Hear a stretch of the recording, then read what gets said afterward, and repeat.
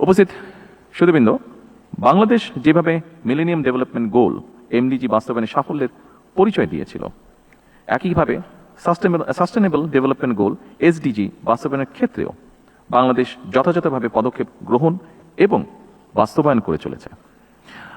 আপনারা নিশ্চয়ই লক্ষ্য করে থাকবেন, এসডিজির প্রতিপাদ্য নো ওয়ান লিভ বিহাইন্ড কিংবা কাউকে পিছনে ফেলে নয়, এই মূলনীতির সঙ্গে বর্তমানের সরকারের জননীতিরও মিল রয়েছে। সকল শ্রেণী, পেশা তথা জনগণের স্বার্থ নিশ্চিত করার লক্ষ্যে বর্তমান সরকারের নীতি হচ্ছে সবার আগে বাংলাদেশ। বিএনপির জননীতির দিকে লক্ষ্য করলেই একটা বিষয় স্পষ্ট হয়ে উঠবে সবার কাছে। সেটি কি? সেটি হচ্ছে সকল সময় বিএনপির সকল পরিকল্পনা ছিল এবং কর্মসূচি ছিল জনবান্ধব। যেমন দেশ এবং জনগণের উন্নয়নে আমরা যা এখানে উপস্থাপিত একটি ডকুমেন্টারিতেও দেখেছি, স্বাধীনতার ঘোষক শহীদ রাষ্ট্রপতি জিয়াউর রহমানের 19 দফা, সাবেক প্রধানমন্ত্রী মরহুমা বেগম খালেদা জিয়ার ভিশন 2030 এবং বর্তমান রাষ্ট্র সংস্কারের 31 দফা ঐতিহাসিকভাবেই প্রতিটি ভিশন এবং মিশনের সঙ্গে এমডিজি কিংবা বর্তমানে এসডিজির খুব বেশি অমিল নেই। উপস্থিত সুধীবৃন্দ, এমডিজির লক্ষ্য, উদ্দেশ্য এবং কর্ম পরিকল্পনা নিয়ে এতক্ষণ আমরা সকলে এখানে আলোচনা করেছি। আপনারা সবাই জানেন, দীর্ঘ 1.5 দশকের বেশি সময় ধরে ফ্যাসিবাদী শোষণ শাসন বাংলাদেশকে একটি ঋণ নির্ভর এবং আমদানি নির্ভর ভঙ্গুর রাষ্ট্রে পরিণত করেছিল। শিক্ষা, স্বাস্থ্য, পরিবেশ সহ সকল ক্ষেত্রে ভঙ্গুর এই রাষ্ট্রটি এবার পুনর্গঠনের পালা। শিক্ষা, স্বাস্থ্য, পরিবেশ সহ সকল ক্ষেত্রে এই যে পুনর্গঠনের এই পালা, দেশ এবং পুনর্গঠনের এই যাত্রা পথে অবশ্যই এসডিজির গুরুত্বপূর্ণ ভূমিকা অনস্বীকারযোগ্য। এবং এরই অংশ হিসেবে জনগণের সমৃদ্ধি নিশ্চিত করার লক্ষ্যে বর্তমান সরকার 5 বছর মেয়াদী কৌশলগত অর্থনৈতিক কাঠামো বা 5 ইয়ার স্ট্র্যাটেজিক ফ্রেমওয়ার্ক বাস্তবায়নের পদক্ষেপ গ্রহণ করেছে। এই ফ্রেমওয়ার্ক দেশের জাতীয় উন্নয়ন পরিকল্পনাকে জাতিসংঘ ঘোষিত টেকসই উন্নয়ন লক্ষ্যমাত্রা বা এসডিজির সঙ্গে সমন্বিত করেছে।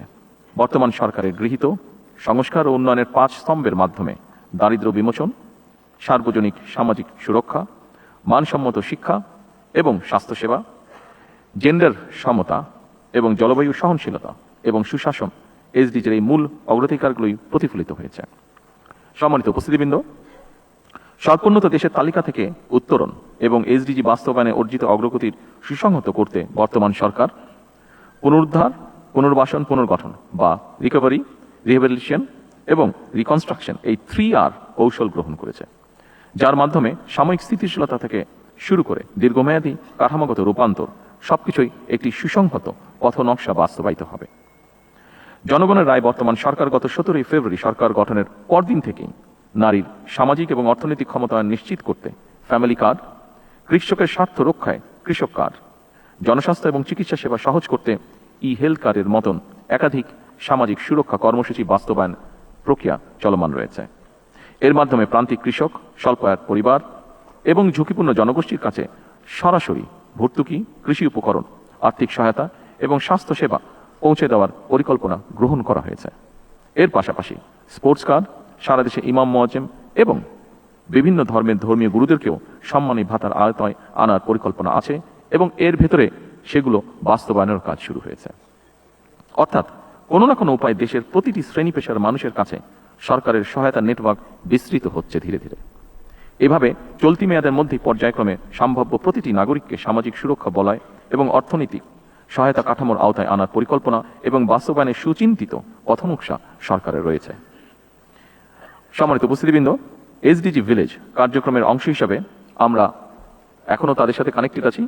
বাংলাদেশের 3টি জেলার 3টি উপজেলায়, যেমন রাঙামাটি কাপ্তাই উপজেলার মিতিঙ্গাছড়ি, খুলনার দাকপ উপজেলার পানখালী এবং দিনাজপুরের বোচাগঞ্জ উপজেলার নাফনগর, এই 3টি গ্রামকে এসডিজি স্থায়ীকরণের একটি পাইলট মডেল হিসেবে প্রাথমিকভাবে বাছাই করা হয়েছে।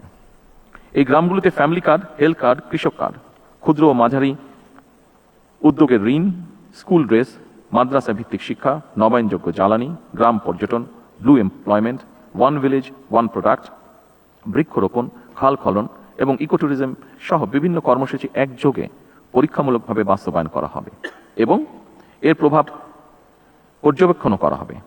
এই উদ্যোগের সাফল্যের ভিত্তিতে ভবিষ্যতে সারা দেশের অন্যান্য গ্রামেও এই মডেল সম্প্রসারিত করার পরিকল্পনা রয়েছে সরকারের। আমি আশা করি এসডিজি ভিলেজ বর্তমান সরকারের নির্বাচনী অঙ্গীকারকে একটি আন্তর্জাতিকভাবে স্বীকৃত ডেভেলপমেন্ট মডেল হিসেবে বিশ্বের সামনে তুলে ধরার একটি দৃষ্টান্তমূলক প্ল্যাটফর্ম হিসেবে গড়ে উঠবে। সম্মানিত উপস্থিতিবৃন্দ, কোনো একক মন্ত্রণালয় বা বিভাগের মাধ্যমে এসডিজি বাস্তবায়ন সম্ভব নয়। এর সফল বাস্তবায়নের জন্য প্রয়োজন সরকার, বেসরকারি খাত, উন্নয়ন সহযোগী, এনজিও, সুশীল সমাজ, গণমাধ্যম এবং প্রতিটি নাগরিকের সম্মিলিত সহযোগিতা। আমি আশা করি 3 দিনের এই সম্মেলনে প্রতিটি সমন্বয়কারী মন্ত্রণালয় ও বিভাগ তাদের অভীষ্ট ভিত্তিক অগ্রগতি, চ্যালেঞ্জ ও ভবিষ্যৎ করণীয় নিয়ে আলোচনার মাধ্যমে বাস্তবসম্মত এবং সময় উপযোগী কর্মপরিকল্পনা ও পদক্ষেপ গ্রহণ করবেন। আগামী দিনের কর্মপরিকল্পনায় কয়েকটি মৌলিক বিষয়ে সরকারের দৃষ্টিভঙ্গি স্পষ্ট। একটি গণতান্ত্রিক রাষ্ট্র যেখানে থাকবে অবাধ নির্বাচন, আইনি শাসন এবং প্রাতিষ্ঠানিক জবাবদিহিতা। একটি মানবিক রাষ্ট্র যেখানে স্বাস্থ্য, শিক্ষা ও নাগরিক অধিকার হবে সার্বজনীন, এবং একটি কল্যাণ রাষ্ট্র যেখানে প্রতিটি নাগরিকের অর্থনৈতিক সুযোগ ও আন্তঃপ্রজন্ম ন্যায্যতা নিশ্চিত থাকবে। সম্মানিত সকল উপস্থিতিবৃন্দ, সবশেষে আমি প্রধানমন্ত্রীর কার্যালয়ের এসডিজি বিষয়ক মুখ্য সমন্বয়ক এবং গভর্নেন্স ইনোভেশন ইউনিট এবং বাংলাদেশ পরিকল্পনা কমিশনের সাধারণ অর্থনীতি বিভাগকে এমন একটি জনগুরুত্বপূর্ণ সম্মেলন আয়োজনের জন্য আন্তরিকভাবে ধন্যবাদ জানাই। 2030 সাল নাগাদ টেকসই উন্নয়ন অভীষ্ট লক্ষ্য অর্জনের লক্ষ্যে আসুন আমরা সবাই দৃঢ় সংকল্প নিয়ে কাজ করি। আমি জাতীয় সম্মেলনে সাফল্য কামনা করে এসডিজি ভিলেজ কার্যক্রমের উদ্বোধন আনুষ্ঠানিকভাবে ঘোষণা করছি। ধন্যবাদ। আল্লাহ হাফেজ।